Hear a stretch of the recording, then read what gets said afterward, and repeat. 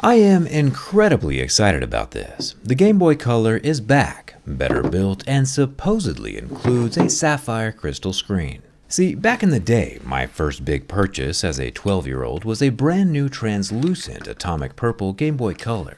I had my own paper route, delivering newspapers from my bicycle.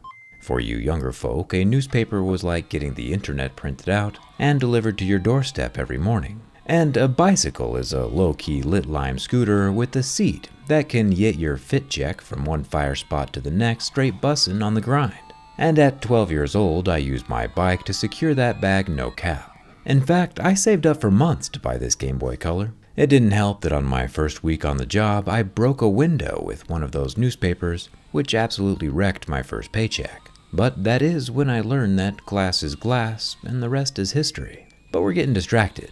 Even though my OG Game Boy Color is still alive and well, and still fully functional with AA batteries that expired 9 years ago, it's pretty cool seeing a rebuilt, refreshed, and more durable version called the Chromatic, made by the company Mod Retro.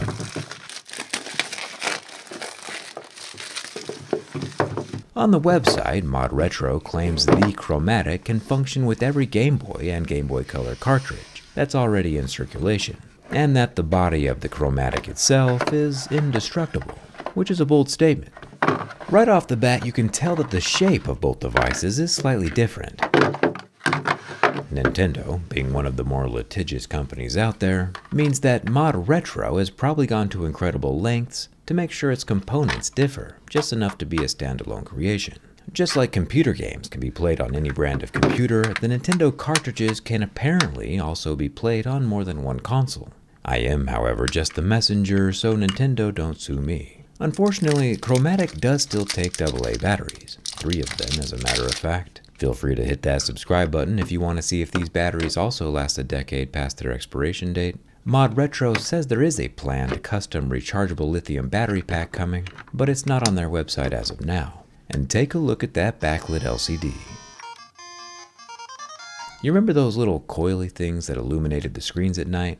Kids these days don't even know how good they have it. The original Game Boy Color wasn't backlit at all. That technological achievement came with the Game Boy Advance SP. I see that Sapphire is clearly notated on the bottom of the front screen, so it's going to be real awkward here in a few seconds if it isn't. Normally these sapphire crystal displays are reserved for only the most expensive and pristine of electronics, like the $800 Apple Watch Ultra. But as we work our way up through the most scale of hardness, passing 2, which is plastic, 6, which is glass, all the way up to a level 8, turns out this really is sapphire. Thumbs up for that. It's crazy to me that Mod Retro can offer a premium sapphire crystal display on a $200 handheld piece of nostalgia, where most smartphones these days just skip it. Very curious. There is no front camera, which is fine. Back in the day, that came as its own whole attachment. There was also a printer, but only the true gentlemen had those. There is an extra button on the side to access settings like brightness, frame blending, and firmware, which can be updated through that USB-C port. The USB-C port can also be used to screen share gameplay on a large monitor, but currently cannot be used to recharge the AA's. And like originally I was disappointed that the Chromatic didn't come in any translucent colors. I mean, if Linus Tech Tips could make retro clear screwdrivers, should be a cakewalk for Mod Retro. But the metal they chose instead is indeed more indestructible than plastic, so we can let it slide just this once. The metal is a magnesium alloy, meaning it's super lightweight while still being durable. It has a lanyard slot and a backwards compatible IR link up top for all those Pokemon battles. And there's another backwards compatible physical link cable on the side for multiplayer games for people who had friends. Personally, I never got to use my link cable. The bottom has a headphone jack though, which is nice. There's a loudspeaker opening as well as the USB-C port, which is mostly for decoration, unless you plan on connecting to that external monitor. The battery hatch door is made from metal, and flipping around to the front, every single one of the buttons is made from plastic. Now, this isn't the first Game Boy knockoff that's ever graced the market, many others being illegal emulators, But this chromatic is the first version trying its hardest to faithfully recreate the exact Game Boy Color experience, which means that the screen is identical to the original, exactly 160 by 144 pixels. The 10 by 9 aspect ratio is the exact same, but this screen is brighter, better lit, and works in the dark. Not to mention impervious to flame. I imagine the sapphire crystal's exceptional heat dissipation has a lot to do with that. But it's honorable that Mod Retro has kept a pixel-perfect representation. And to nobody's surprise, the thick metal body thwarts any kind of physical harm that I would attempt to inflict. The chromatic is a survivor. What about the internals? We can't let this chromatic sneak by without scoping out the insides. And in a throwback not realized by most, we find the same tri-wing screws that Nintendo uses on all of their hardware. This could very have easily been a Phillips head, but it's a neat little Easter egg to throw in there. They've put a lot of effort into maintaining the classic. And just like that, with 4 screws gone, the internals are visible.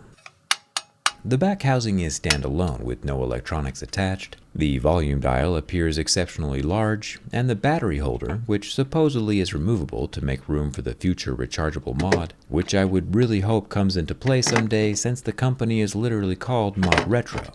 It would be kinda dumb if they didn't allow mods. With the 3 screws gone, it looks like that new rechargeable battery could just plug right into the same slot. The motherboard is rather glorious, gold and black accents with resistors, chips, and contact pads scattered across the surface. The USB-C port and headphone jack are soldered in, and the Made in Mexico stamp on the back means that the price of this system is going to jump $50 when all the tariffs kick in.